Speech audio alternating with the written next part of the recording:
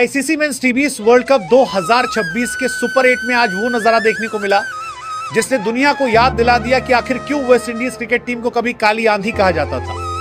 ये सिर्फ एक मैच नहीं था, ये इतिहास की वापसी थी, ताकत का ऐलान था और बल्लेबाजी की ऐसी आतिशबाजी थी जिसने स्टेडियम की फिजा को आग सा कर दिया। सामने थी जिम्बाब्वे नेशनल क्रिकेट टीम और सुपर 8 का ये बड़ा मुकाबला शुरू होते ही अंदाजा हो गया कि आज कुछ असाधारण होने वाला है। पहले बल्लेबाजी करते हुए वेस्टइंडीज ने 20 ओवरों में 6 विकेट पर 254 रन का पहाड़ जैसा स्कोर खड़ा कर दिया। एक ऐसा लक्ष्य जो सिर्फ स्कोरबोर्ड पर अंक नहीं था बल्कि जिम्बाब्वे के हौसलों की कड़ी परीक्षा था। हर चौका किसी तूफान की दस्तक था, हर छक्का जैसे आसमान को चीरता हुआ संदेश की कैरेबियाई ताकत अभी जिंदा है और जब ये जागती है तो सामने वाली टीम सिर्फ तमाशबीन बनकर रह जाती है। जिम्बाब्वे के कप्तान सिकंदर राजा ने टॉस जीतकर पहले फील्डिंग का फैसला किया, लेकिन यह निर्णय मैच का सबसे बड़ा टर्निंग पॉइंट साबित हुआ और शायद सबसे बड़ी भूल भी। पिच सपाट थी, आउटफील्ड तेज और कैरेबियाई बल्लेबाजों के इरादे उससे भी तेज। ऐसे में पहले गेंदबाजी चुनना मानो शेर को खुला मैदान दे देना था। शुरुआत में लगा कि फैसला सही साबित हो सकता है जब ब्रैंडन किंग 12 गेंदों पर सिर्फ 9 रन बनाकर आउट हुए और कप्तान विकेटकीपर शाय होप भी 14 रन पर चलते बने। जिम्बाब्वे ने शुरुआती झटके देकर उम्मीद जगाई, लेकिन असली कहानी तो इसके बाद शुरू हुई जब मैदान पर उतरे शिमरॉन हेटमायर। हेटमायर ने जैसे ही रफ्तार पकड़ी, गेंदबाजों की लाइन लेंथ बिखरती चली गई। सिर्फ 34 गेंदों पर 80 रन, 7 चौके, 7 छक्के और 250 के तूफानी स्ट्राइक रेट के साथ यह पारी सिर्फ रन नहीं थी, यह ताकत, टाइमिंग और आत्मविश्वास का विस्फोट थी। उनके शॉट्स में नजाकत भी थी और निर्दयता भी। कवर ड्राइव से लेकर मिड विकेट के ऊपर गगनचुंबी छक्के तक हर दिशा में जिम्बाब्वे के गेंदबाज बेबस दिखे। आने वाले मुकाबलों में भारत और दक्षिण अफ्रीका जैसी मजबूत टीमों के लिए हेटमायर साफ चेतावनी है। अगर वह इसी लय में रहे तो किसी भी आक्रमण को तहस नहस कर सकते हैं।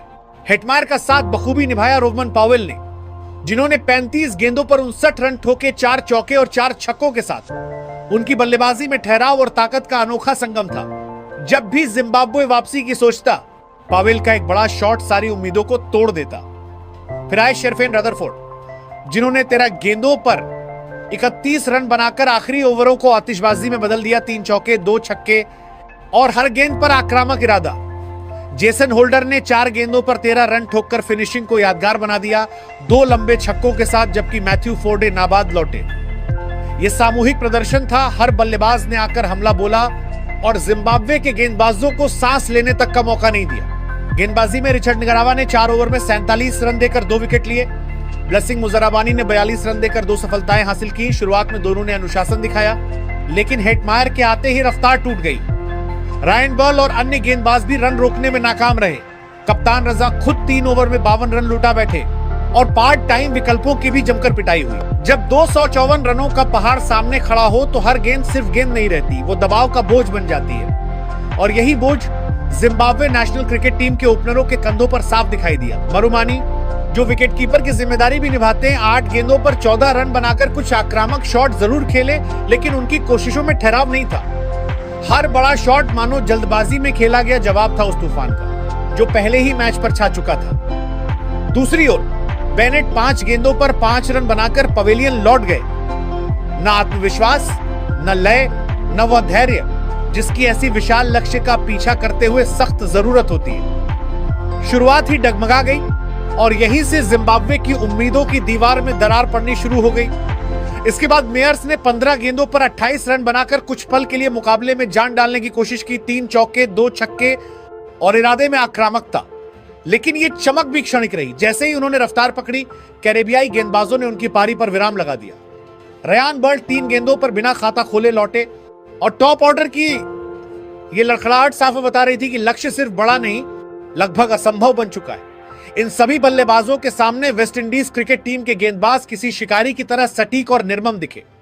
अकेल हुसैन ने अपनी चतुराई भरी स्पिन से 3 ओवर में सिर्फ 21 रन देकर 2 अहम विकेट झटके। उनकी फ्लाइट, उनकी गति में बदलाव और लाइन लेंथ इतनी सटीक थी कि बल्लेबाज आगे बढ़कर खेलने की हिम्मत ही नहीं जुटा पाए।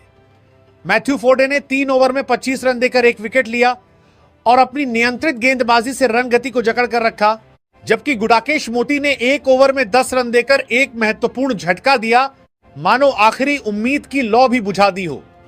इन गेंदबाजों की सटीक रणनीति और आक्रामक इरादे के सामने जिम्बाब्वे के बल्लेबाज घुटनों पर दिखाई दिए। न लय मिल पाई, न साझेदारी बन सकी और एक एक कर विकेट गिरते गए। यह सिर्फ विकेटों का पतन नहीं था, बल्कि उस आत्मविश्वास का टूटना था जो इतने बड़े लक्ष्य का पीछा करने के लिए चाहिए होता है। और इसी तरह कैरेबियाई गेंदबाजों ने अपने अनुशासन और धार से मैच को पूरी तरह अपनी मुट्ठी में कैद कर लिया।